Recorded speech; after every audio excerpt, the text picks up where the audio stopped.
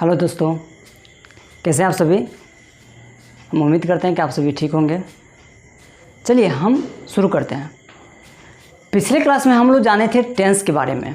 Tense क्या है, tense शब्द की उत्पत्ति कैसी हुई, किस शब्द से मिलके बनी है, और इसके बाद हम लोग जाने थे टेंस कितने प्रकार के होते हैं। Present tense, past tense, future tense के बारे में जाने थे। आज हम लोग जानेंगे इनके टाइप्स के बारे में। ठीक है, तो आज हम लोग जानेंगे प्रेजेंट टेंस जो है, ठीक है, वो कितने प्रकार के होते हैं। चलिए दोस्तों, आप लोग अच्छे तरीक़ा से वीडियो को देखेंगे और लास्ट तक देखिएगा। अगर हमारा वीडियो अच्छा लगेगा तो आप लोग लाइक ज़रूर कीजिएगा, शेयर कीजिएगा और सब्सक्राइब कीजिएगा। ठीक है, चलिए देखिए प्रेजेंट टेंस। तो प्रेजेंट टेंस कितने प्रकार के होते हैं, तो कहता है प्रेजेंट टेंस 4 प्रकार का होता है। There are 4 kinds of present tense. There are 4 kinds of present tense. चलिए एक एक करके जानेंगे। सबसे पहले हम लोग उसे कहते हैं present indefinite. Present indefinite tense, इसी को कहा जाता है simple present tense. Simple present tense.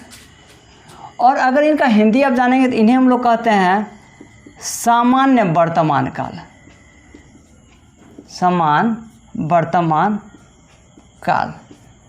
दूसरा दोस्तों क्या होता है, present imperfect tense. Present imperfect tense, या इसी को हम लोग कहते हैं present continuous tense. Present continuous tense, इसका हिंदी होता है अपूर्ण वर्तमान काल। अपूर्ण वर्तमान काल। तीसरा होता है प्रेजेंट परफेक्ट टेंस।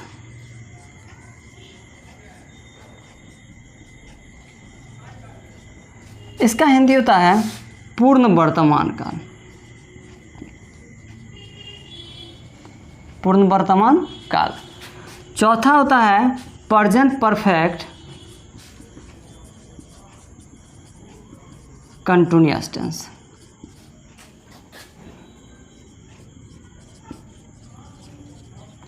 हिंदी हो गया पूर्ण, अपूर्ण, मिश्रित वर्तमान काल। चलिए दोस्तों, आप सभी को समझ में आ गया होगा क्या कहता है। प्रेजेंट टेंस जो है वो 4 प्रकार का होता है। There are 4 types of present tense. There are 4 kinds of present tense. First present indefinite tense. First present indefinite tense, या उसे हम लोग क्या कहते हैं सिंपल प्रेजेंट टेंस। दूसरा क्या हो गया प्रेजेंट इम्परफेक्ट टेंस या प्रेजेंट कंटिन्यूअस टेंस, या इसी को प्रेजेंट प्रोग्रेसिव टेंस भी कहा जाता है। ठीक है, इनका हिंदी हो गया अपूर्ण वर्तमान काल। तीसरा होता है दोस्तों प्रेजेंट परफेक्ट टेंस, जिसका हिंदी होता है पूर्ण वर्तमान काल। एंड चौथा हो गया प्रेजेंट परफेक्ट कंटिन्यूअस टेंस, मतलब पूर्ण अपूर्ण मिश्रित वर्तमान काल। थोड़ा पॉज कीजिएगा। तो नेक्स्ट हम लोग जानेंगे प्रेजेंट परफेक्ट टेंस, देखें पूर्ण वर्तमान काल। एंड नेक्स्ट है प्रेजेंट परफेक्ट कंटिन्यूअस टेंस, पूर्ण अपूर्ण मिश्रित वर्तमान काल।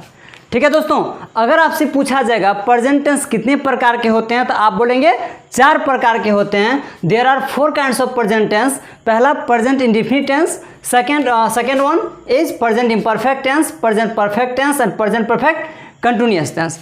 अब चलिए हम आप लोगों को 1 बाय 1 करके बताएंगे प्रेजेंट इंडेफिनिट टेंस होता क्या है, और प्रेजेंट इंडेफिनिट टेंस का पहचान नियम क्या है, ट्रांसलेशन नियम क्या है, ट्रांसलेशन रूल क्या है, उसका आइडेंटिफिकेशन, मतलब एक एक करके हम लोग जानेंगे। चलिए देखिए, अब हमारा क्या है प्रेजेंट इंडेफिनिट टेंस। इसको हिंदी में कहते हैं सामान्य वर्तमान काल। क्या कहते हैं, सामान्य वर्तमान काल। देखिए कहता है क्रिया के जिस रूप से किसी काम का मौजूदा समय में मौजूदा समय में सामान्य रूप से चलने का बोध हो, उसे क्या कहा जाता है? प्रेजेंट इंडेफिनिट टेंस कहा जाता है। The verb form which indicates an action happening simply in the present time is called present indefinite tense. ठीक है दोस्तों, क्या कहता है? क्रिया के जिस रूप से किसी भी काम कोई भी काम जो होता है उसका जो सामान्य रूप में चलने का बोध हो उस काम का, उसी को प्रेजेंट इंडेफिनिट टेंस कहा जाता है। देखिए हम लोग इसका जानेंगे पहचान नियम, मतलब आइडेंटिफिकेशन रूल। आइडेंटिफिकेशन रूल, तो सबसे पहले दोस्तों ये बात याद रखना आप लोगों को, कहता है if a verb in Hindi sentence, if a verb in Hindi sentence ends with ता है, ती है, ते हैं, ता हूँ, ती हूँ और ते हो, it is known to be the sentence of या verb of present indefinite tense, present indefinite tense। कहता है, इसको हिंदी में जानेंगे, जिस हिंदी वाक्य के क्रिया के अंत में क्या रहे? ता है, ती है, ते हैं, ता हूँ, ती हूँ, ते हो, etc लगा रहे, it is known to be the sentence of present indefinite tense. ठीक है, आप ऐसे भी कर सकते हैं, क्रिया प्लस ता है, ती हैं, ते हैं, ता हूँ, ते हो, etc लगा रहे, उसे हम लोग क्या कहते हैं? प्रेजेंट इंडेफिनिट टेंस का वाक्य समझते हैं। ठीक है, उसे वाक्य कहा जाता है। चलिए दोस्तों हम लोग एग्जाम्पल्स देखते हैं, तब पता चलेगा। कहता है मैं बाजार जाता हूँ, मैं बाजार जाता हूँ, तुम पढ़ते हो, तुम पढ़ते हो, वह सोती है, राम आम खाता है, राम आम खाता है। देखिए दोस्तों, सारे जो वर्ब से जाना, पढ़ना, सोना, खाना, ये सारे वर्ब है। कहता है ये सारे वर्ब के लास्ट में क्या लगा हुआ है? ता लगा हुआ है। तो कहता है जाता है, ता है ना। जिस हिंदी वाक्य क्रिया के अंत में क्या रहे? ता है, ती है, ते हैं, ता हूँ, ती हूँ, etc। तो ये सारे कौन सा टेंस का वाक्य होगा? कौन सा टेंस का वाक्य होगा? प्रेजेंट इंडेफिनिट टेंस का वाक्य कहलाएगा या वर्ब कहलाएगा। ठीक है, तो आप लोगों को समझ में आ गया होगा कि प्रेजेंट इंडेफिनिट टेंस का पहचान नियम क्या होगा। जिस हिंदी वाक्य के क्रिया के अंत में ता है, ती है, ते हैं, ता हूँ, ती हूँ, ते हो लगा रहे, उसे हम लोग कौन सा टेंस का वाक्य कहेंगे? प्रेजेंट इंडेफिनिट टेंस, या उसी को सिंपल प्रेजेंट टेंस कहा जाता है। ठीक है, समझ में आ रही है? ओके, अब हम लोग जानेंगे ट्रांसलेशन रूल। अभी हम लोग पहचान नियम समझ गए हैं, सीख गए हैं। अब हम लोग जानेंगे ट्रांसलेशन रूल। ट्रांसलेशन रूल, सबसे पहला बात याद रखिएगा, subject is written first after subject V1 या V5 is used and after V1 या V5 other words is used. ये जो है हमारा सिंपल प्रेजेंट टेंस का क्या है? स्ट्रक्चर है, ट्रांसलेशन रूल है। तो कहता है सबसे पहले सब्जेक्ट का प्रयोग किया जाता है और सब्जेक्ट के बाद हम वर्ब का पहला रूप या पांचवा रूप इस्तेमाल करेंगे और अदर वर्ड्स। अब हम लोग ये जानेंगे कि V1 का इस्तेमाल कौन कौन सा सब्जेक्ट के साथ होता है और V5 का यूज किसके साथ होता है। तो चलिए दोस्तों हम लोग जानेंगे difference between V1 and V5। Difference between V1 है ना एंड V5। तो वर्ब का मूल रूप जो होता है वो V1 होता है और वर्ब का पांचवा रूप जो है क्या होता है? V5 होता है। चलिए दोस्तों, तो पहला बात याद रखिएगा है ना, V1 देके हम लोग डैश देंगे, आप लोग लिखते भी जाएंगे। कहता original form of a verb, मतलब हिंदी में हो गया वर्ब का मूल रूप। जैसे आप एग्जांपल में आप कह सकते हैं प्ले, प्ले क्या आपका वर्ब है, ठीक है। लाफ ये वर्ब है, ठीक है। रन, रन क्या आपका वर्ब है, दौड़ना, खेलना, हंसना, जाना, गो, ये सारे वर्ब का क्या है, पहला रूप है, original form of a verb, ठीक है। दूसरा हम लोग जानेंगे, चलिए हम V5 के बारे में जानते हैं। V5 कहता है एस या ES form of a verb, S या ES form of a verb, मतलब वर्ब का पांचवा रूप। अगर हम इसी का अगर हम V5 करेंगे तो प्ले का क्या हो जाएगा, प्लेज हो जाएगा। लाफ का क्या हो जाएगा, लाफ्स हो जाएगा।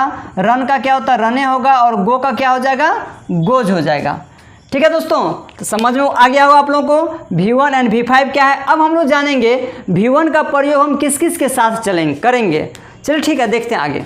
नेक्स्ट हम जानेंगे V1 जो है, V1 is used with, V1 प्रयोग किया जाएगा किसके साथ, first person comma second person comma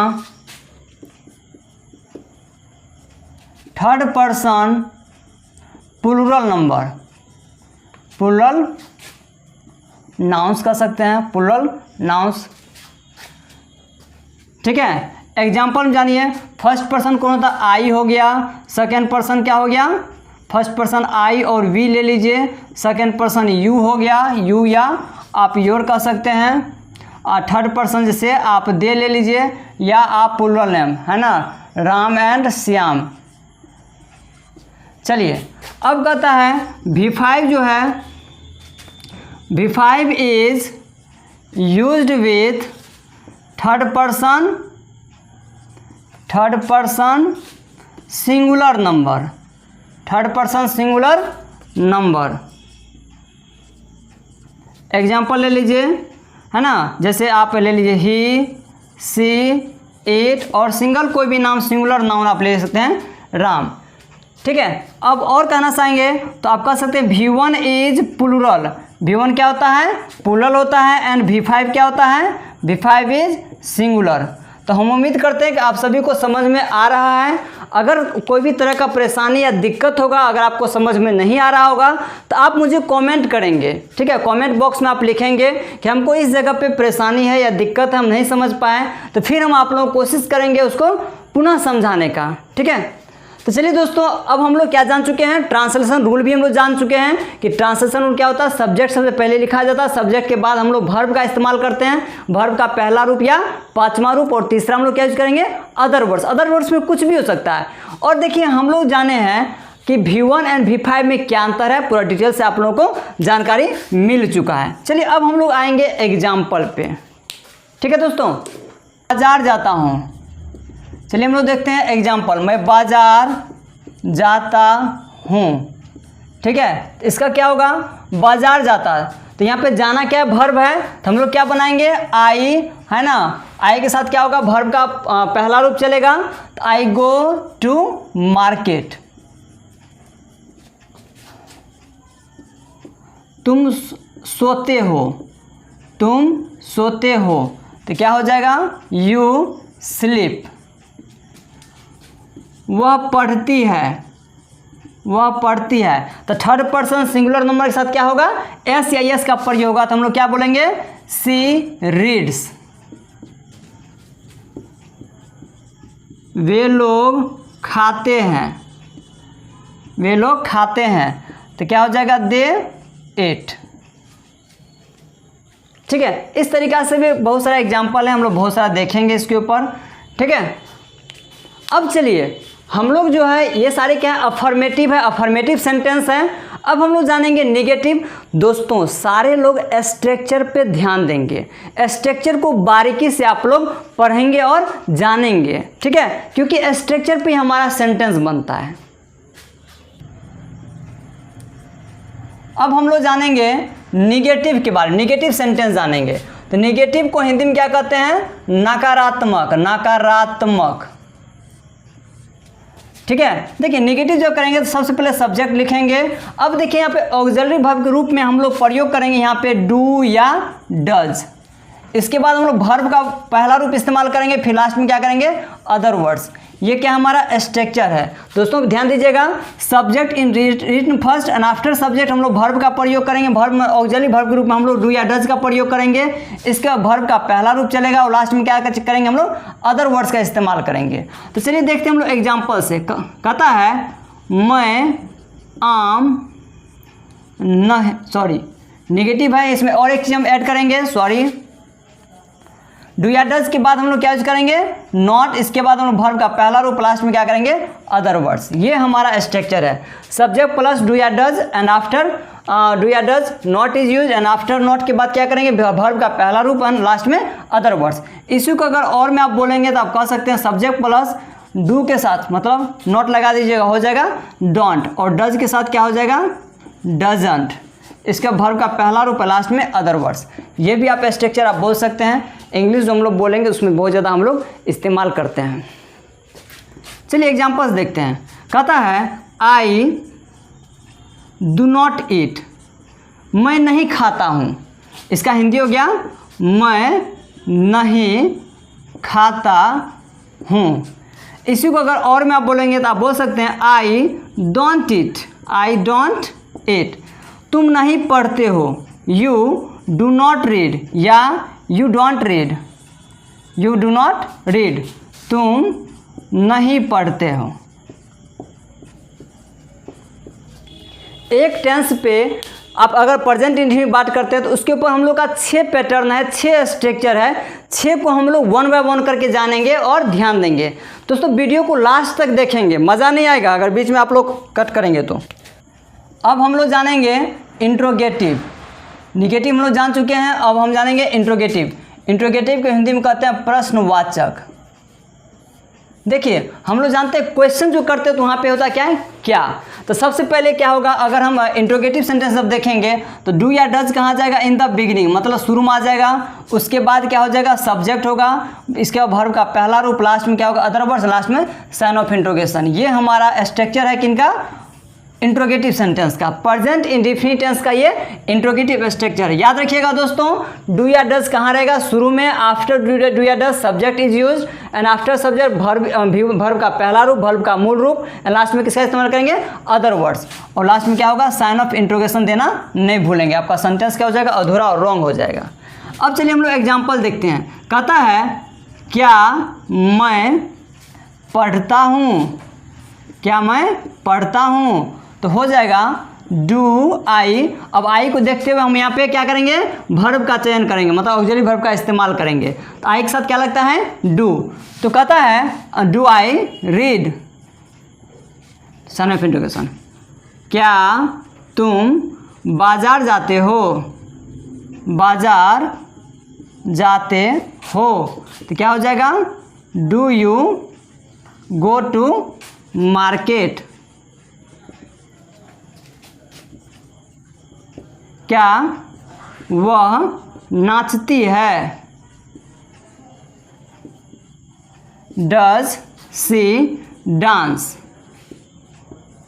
dances नहीं कर दीजिएगा क्योंकि डू या डज के बाद हमेशा वर्ब का पहला रूप चलेगा, वर्ब का मूल रूप चलेगा। ठीक है दोस्तों, समझ में आ रही है आप सबों को। ओके, तो हम लोग देख चुके हैं, निगेटिव सेंटेंस देख लिए हैं, इंट्रोगेटिव देख लिए हैं। अब हम लोग जानेंगे इंट्रोगेटिव निगेटिव। इंट्रोगेटिव निगेटिव, देखिए इसका पैटर्न स्ट्रक्चर देखते हैं। तो सबसे पहले हम लोग यूज करेंगे डू या डज, एंड डू या डज के बाद क्या यूज करेंगे, सब्जेक्ट। उसके बाद हम लोग यूज करेंगे नॉट, फिर वर्ब का पहला रूप, लास्ट में अदर वर्ड्स। इसी को अगर और में आप बोलेंगे तो आप ये नॉट को शुरू में ले आइए, डोंट डू के और डज के साथ ले आइए, तो क्या हो जाएगा, डोंट या डजंट। इसके बाद सब्जेक्ट, फिर वर्ब का पहला रूप, लास्ट में अदर वर्ड्स। ठीक है, अब चलिए हम लोग जानेंगे कि क्या एग्जाम्पल। एग्जाम्पल पे ध्यान देना है अच्छे तरीक़ा से। ठीक है, देखिए अब लोग हम नेगेटिव और इंट्रोगेटिव का हम लोग स्ट्रक्चर देख चुके हैं। डू या डज शुरू में रहेगा, उसके बाद सब्जेक्ट का इस्तेमाल करेंगे एंड आफ्टर सब्जेक्ट वर्ब का पहला रूप और लास्ट में अदर वर्ड्स का। उसी को और में डू के साथ नोट लगा देंगे तो क्या हो जाएगा, डोंट हो जाएगा या doesn't plus subject plus V1 plus other words. Example देखते हैं, क्या मैं नहीं पढ़ता हूँ, क्या मैं नहीं पढ़ता हूँ, या निगेटिव लग गया, इंट्रोगेटिव और निगेटिव सेंटेंस है, मतलब इसी को जब बनाएंगे तो क्या हो जाएगा, डू आई नॉट रीड। इसी को अगर और में आप बोलेंगे तो आप बोल सकते हैं don't I read, don't I read. क्या वह नहीं नाचती है, क्या वह नहीं नाचती है। डज सी नॉट डांस, या बोल सकते हैं आप लोग doesn't see dance, doesn't see dance. ठीक है, तो हम लोग देख चुके हैं, निगेटिव देख चुके हैं, इंट्रोगेटिव सेंटेंस देख चुके हैं और निगेटिव इंट्रोगेटिव देख चुके हैं और अफर्मेटिव तो देखे ही हैं। तो 4 स्ट्रक्चर को हम लोग देखे हैं और आप लोग सारे स्ट्रक्चर को 1 बाय 1 करके आप लोग पढ़ेंगे और जानेंगे। तो चलिए दोस्तों, अब हम लोग जानेंगे WH word question. WH word question, WH word question में क्या आता है, फिर WH में निगेटिव क्वेश्चन जानेंगे। तो सबसे पहले हम लोग WH वर्ड के बारे में जानेंगे। WH word question plus do या डज का इस्तेमाल करेंगे, प्लस सब्जेक्ट का इस्तेमाल करेंगे, फिर वर्ब का पहला रूप लास्ट में अदर वर्ड्स। ये स्ट्रक्चर है किसका, WH वर्ड क्वेश्चन का। ठीक है, चलिए अब हम लोग जानेंगे। चलिए दोस्तों, हम लोग अब जानेंगे WH वर्ड क्वेश्चन कौन कौन सा है, जैसे कि what, why, when, how, where. ये सारे WH वर्ड क्वेश्चंस हैं जिसे हम लोग क्वेश्चन तैयार करते हैं। चलिए हम एग्जांपल देखते हैं WH वर्ड पे। कहता है वह क्या खाता है, वह क्या खाता है। तो बोल सकते हैं, सबसे पहले हम लोग करेंगे व्हाट। अब यहाँ पे वह है तो वह को देखते हैं, ऑक्सिलरी वर्ब का इस्तेमाल करेंगे, मतलब डू या डज का। तो what does he eat, what does he eat. वह कहाँ जाता है, वह कहाँ जाता है। तो क्या हो जाएगा, कहाँ का क्या होता है, वेयर डज ही गो। ठीक है, इस तरीक़ा से काफ़ी सारे एग्जाम्पल हम लोग देखेंगे और आप लोग बना भी सकते हैं, बुक से भी आप लोग हेल्प ले लेंगे। अब चलिए हम लोग देखेंगे WH वर्ड निगेटिव क्वेश्चन।